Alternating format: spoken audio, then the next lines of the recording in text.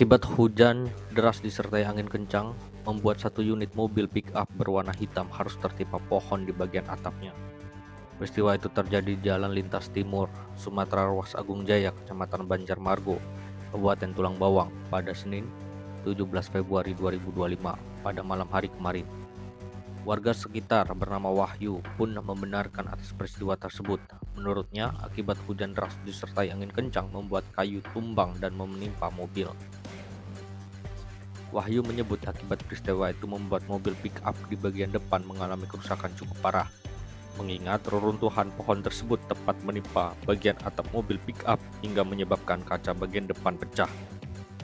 Beruntungnya, kata dia, tidak ada korban jiwa dalam insiden tersebut. Masih kata Wahyu, mengenai kronologisnya, belum diketahui secara pasti dari mana arahnya dan tujuan mobil tersebut.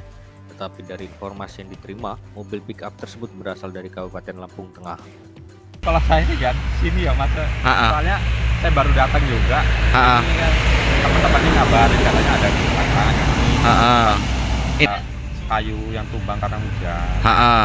Jadi mobil itu karena posisi hujan deras, jadi dia nggak tahu kondisi jalannya seperti apa.